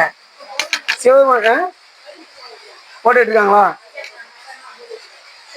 சரி, போட்டா நம்ம இனிமே யாரை தான் வழிபாடு பண்ணணும்? தெரிஞ்சு வச்சுக்கணும், இதெல்லாம் தெரிஞ்சு வச்சுக்கணும். நம்ம வந்து எந்த நேரமும் சிவபெருமானுடைய நூல்களையா எடுத்து படிக்கணும், சிவ கீதைகள் கேட்கணும், சிவபெருமானை பற்றிய சிந்தனைகளாகவே தான் இருக்கணும். இந்த பிறவில இருந்து தப்பணும்ல. இன்னும் நம்ம வந்து அதுலேயும் பார்த்தீங்கன்னா குளிக்கிற ராமலிங்கா இருக்காரு பார்த்தீங்களா, நான் பசு நூல்கள்லாம் சொல்ல மாட்டேன் அப்படிம்பாரு. ராமாயண மகாபாரதம்னா பசு நூல்கள். ஒரு உயிரை பற்றி சொல்வது தானே. அவங்க இப்ப கிருஷ்ணர் இவங்கெல்லாம் வந்து ஒரு உயிர் தானே, அவன் கடவுள் இல்லை. ஏன்னா அவங்களே சொல்லியிருக்காங்க. அப்ப பசு நூல்களை விடுத்து பதிநூல்களை மட்டுமே நாம் கேட்க சிந்திக்க இருக்க வேண்டும். பதிநூல் எது? இப்ப நம்ம பாடுறது படிக்கிறதுலாம் பதிநூல், சிவநூல்கள். இதெல்லாம் சிவநூல்களுக்கு தான் பதிநூல் என்று பெயர். இன்னும் ஒரு 5 நிமிஷம், ஒரு 5 நிமிஷம் 5 நிமிஷம் கழிச்சு போடுறது. இங்க வழக்கு பிரச்சனை ஒரு 5. இன்னைக்கு ஆரம்பிச்சது 6:30 தான் ஆரம்பிச்சோம், 6:35 ஆயிடுச்சு. சரி, இன்னும் ஒரு 5 நிமிஷம். அதனால அப்படி மாத்தி போட்டதும் அவனுடைய உடல் கிழிக்கப்பட்டது ஜராசந்தன். அதை இந்த இடத்துல சொல்ற, அவன் அப்படிலாம் துன்பம் அடைந்தான். இப்படி இந்த எல்லா தேவர்களுமே துன்பம் அடைந்தார்கள், மரண பிறப்புக்கு உட்பட்டவர்கள். கிருஷ்ணர் முதற்கொண்டு சொல்றாரா, கிருஷ்ணரே என்ன பண்ணாரு, அழிந்தாரா? அதை சொல்றாங்க. எதுக்குன்னா பிறப்பு இறப்பு இல்லாதவர் சிவபெருமான் ஒருவரே அப்படிங்கிறத மட்டும் மறந்துடக்கூடாது. எல்லா தெய்வத்துக்குமே பிறப்பு உண்டு. யாது ஒரு தெய்வம் கொண்டீர் அத்தெய்வமாகி அங்கே மாது ஒரு பாகனால் தான் வருவர். மற்ற தெய்வங்கள் யாவும் பிறக்கும் இறக்கும் வேதனைப்படும் அப்படின்னு சொன்னது யாரு? சிவஞான சித்தியார் என்கின்ற நூல் நமக்கு சொல்லுது. மற்ற தெய்வங்கள் யாவும் பிறக்கும், யாவும் இறக்கும், யாவும் வேதனைப்படும், யாவும் மேல் வினையும் செய்யும், இவை இல்லாதான் அறிந்து அருள் செய்வான் என்று அப்படின்னு நமக்கு நூல் சொல்லுது.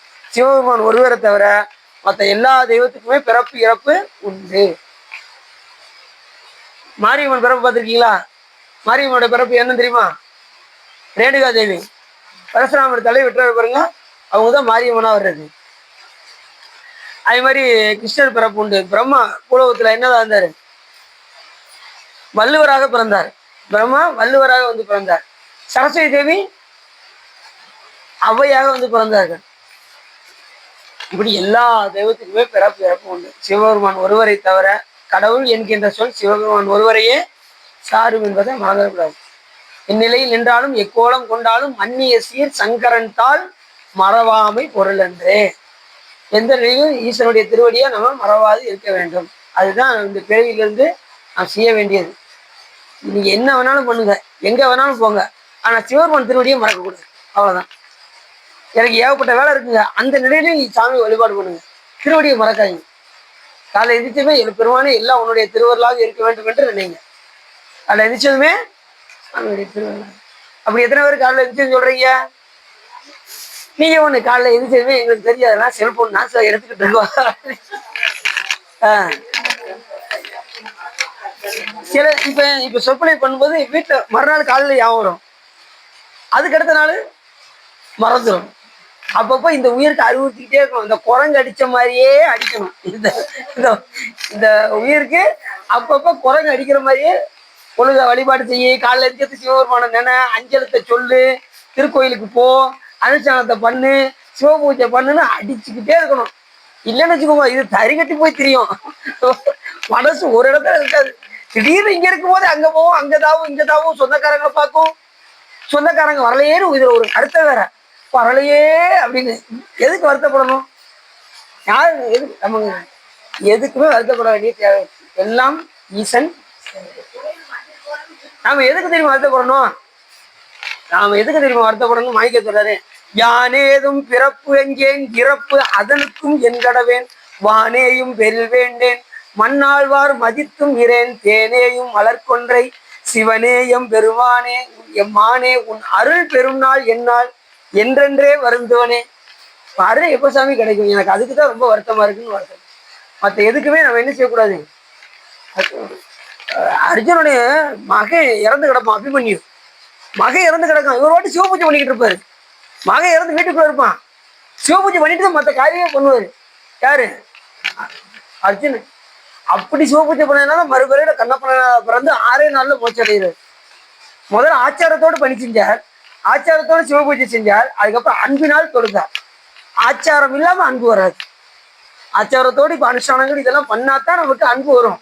ஆச்சாரம் பண்ணாம அன்பு வராது. நிறைய பேர் கண்ணப்பன் என்ன தீட்சை அங்க எடுத்திருக்காரு அப்படிங்காங்க சில பேர். அது தீட்சை எடுத்திருக்காரா? எல்லாருமே குருவர் இல்லாம திருவருளை அடைய முடியாது. ஏற்கனவே முற்பிறவில அர்ஜுனர் யார்கிட்ட தீட்சை வாங்கியிருக்காரு? அவர் தீட்சை வாங்கி தான் சிவபூஜை பண்றாரு. கிருஷ்ணரே உபமன்யமாவன்கிட்ட தீட்சை வாங்கி தானே சிவபூஜை பண்றாரு. நம்ம பார்த்தோம்ல, மாதவன் முடிமேல் அடி வைத்தவன். மாதவன் யாரு? மாதவம். பேர் வருது மாதவன். ஏன் பேருனா நல்ல தவம் செஞ்சிருக்காராம் கிருஷ்ணரு. மாதவம், மாதவன் அவருக்கு பேரு. மாதவன் முடிவேல் திருவடி அடியை வைத்தவர் உபமன்ய மாமுனிவர். அவர் ஆளுக்கு அழுதுனாலதான் சிவருமன் பார்க்கடையே தூக்கி கையில கொடுத்தாரு, நீ வாட்டி சாப்பிடுப்பா அப்படின்னு. யாராவது அப்படி கொடுப்பாங்களா? அதான் கருணைமா கடல் சிவபெருமான். நம்ம எது கேட்டாலும் பன்மடங்கு கொடுப்பாரு. ஆனா கேட்கும் போது நீங்க என்ன கேட்கணும்? அவருடைய அன்பை தவிர வேற எதையும் கேட்கணும். இந்த உலகத்துல அவனுடைய அன்பை தவிர எதையும் கேட்கணும். அன்பு இருந்தா எல்லாமே தானாக நமக்கு. சரி, இதோட முடிச்சுக்கணும். அடுத்து நம்ம இந்த கதையை நம்ம சொல்லி முடிச்சிட்டோமா? சரி, ரைட். இப்படி எல்லாருமே என்ன செஞ்சிருக்காங்க? துயரம் அடைந்திருக்கின்றார்கள். சராசந்தன் யாரால? பீமனால கிழிக்கப்பட்ட. இதெல்லாம் தெரிய வேண்டாமா அப்படின்னு நமக்கு நூல் சொல்லுது. எத்தனையோ எண்ணில்லாத தேவர்கள் எல்லாம் துன்பப்பட்டு துயரம் அடைந்திருக்கின்றார்கள். ஆனா ஜனனம் வந்துருச்சுன்னு அப்படின்னாலே மரணம் கட்டாயமாக உண்டு. யாராக இருந்தாலும் பிறப்பு வந்துருச்சுன்னா இறப்பு கண்டிப்பாக உண்டு என்பதை மட்டும் நம்ம மறந்துடக்கூடாது. பிறப்பிறப்பு இல்லாதவர் சிவபெருமான் ஒருவரே. அப்படி பிறப்பிறப்பில்லாத கடவுளை போய் நாம் சார்ந்து இந்த பிறப்பை நாம் அறுக்க வேண்டும். புரிஞ்சிச்சா? அவரே பிறந்து இறந்துகிட்டு இருந்தா அவரை போய் நாம் சார்ந்தா நமக்கு பிறப்பு போகாது. அதனால பிறப்பிறப்பு இல்லாத கடவுளாகிய சிவபெருமானை சார்ந்து இந்த பிறவியை நாம் நீக்கிக் கொள்ள வேண்டும். வழிபாடு செய்து உயக்கூடிய வழியை பார்க்க வேண்டும். அருத்தியினால் நாயடியன் அணிகொள்தில்லை கண்டேனே, திருத்துருத்தி வேயானை தித்திக்கும் சிவபதத்தை அருத்தியினால் நாயடியின். அருத்தினா என்ன அர்த்தம்? வழிபாடு செய்து இந்த பிறவிலிருந்து தப்புவதை நாம் தப்பித்து ஓடுவதற்கு உண்டான வழியை நாம் தேடிக்கொள்ள வேண்டும். சரிதானா? இதுக்காக உள்ளம் நிறைந்து உகை சிறந்து இந்த சிவதர்மத்திரத்தை நீங்கள் கேட்டதனால் உங்களுடைய வல்வினை கரைந்து திருவருள் உரையும் என்று சொல்லி திருப்பூர் பாடி அடியின் உரையை தயவு செய்கின்றேன். ஆறுமுகம் ஆறுமுகம் ஆறுமுகம் ஆறுமுகம் ஆறுமுகம் ஆறுமுகம் என்று போ ஆகமணி மாதவர்கள் பாதமலர் சூடும் அடியார்கள் பதமே துணையதென்று நாளும் ஏறுமயில் வாகன குகா சரவணாயனது ஈசன் எனமான முயர் என்று மோதும் ஏழைகள் வியாகுல ஏத என வினாவில் உனை ஏவர் புகழ்வார் மறையும் என் சொல்லாதோ நீருபடு மாலை பொரு மேனியவ வேலகனி நீலமயிலாக உமை தந்த வேலே நீசர் கடமோடனது தீவினை எல்லாம் அடிய நீடு தனிவேல் விடும் மடங்கள் வேலா சீறி வருமான உண்ணும் ஆவி உண்ணும் ஆணை முக தேவர் துணை வாசிகரி அண்டர் கூடம் சேரு மலகார் வளனி வாழ்குமரனே பிரம தேவர் வரதா முருகா தம்பிரானே ஆறுமுகம் ஆறுமுகம் ஆறுமுகம் ஆறுமுகம் ஆறுமுகம் ஆறுமுகம் என்று போதி கைலாய பரம்பரை சிவஞான போத நெறிகாட்டும் என்னை பைவாய்மை கண்டான் சந்ததிக்கோ விஞ்ஞான பானுவாகி குயிலாரும் பொழில் திருவாவுடு திரைவாள் நமச்சிவாய தேவன் சைலாதி மரபுடையோன் திருமரபு நேரோடி திரைக மாதோ வான்முகில் வளாது வேகம் அடிவலம் சுரக்க மன்னன் கோன்முறை அரசு செய்க குறைவில்லாது இகழ்வாழ்க நான்முறை அறங்கள் உங்க நச்சமம் வேள்வி மல்க மேன்மைகள் சைவ நீதி விளங்குக உலகம் எல்லாம் பவப்பெரும் கடலை கடந்திருதற்கு பரமன் வகுத்த அருளறியை உவப்புடன் உயிர்கள் கடைபிடித்து உய்ய உதவும் துரசை ஆதினத்தில் தவப்பிரகாசன் தரணியில் எங்கும் தன்னருள் செங்கோல் உச்சியம் சிவப்பிரகாச தேசிகன் மலத்தால் சென்னியில் கொண்டு போற்றுதுமே வான்முகில் வளாதிகம் அறிவனம் சுரக்க மன்னன் கோன்முறை அரசு செய்க குறைவில்லாத உயிர்கள் வாழ்க நான்முறை அறங்கள் ஓங்க நட்டமும் வேள்வி மல்க மேன்மைகள் சைவ நீதி விளங்குக உலகம் எல்லாம் அரங்கன பார்வதி பதையே அரகமுகா என்னாருடைய துவனையை போற்றி வெற்றிவேல் முருகனுக்கு சிற்றம்பலம் தில்லையம்பலம் பொன்னம்பலம் அருணாச்சலம் ஏகாம்பரம்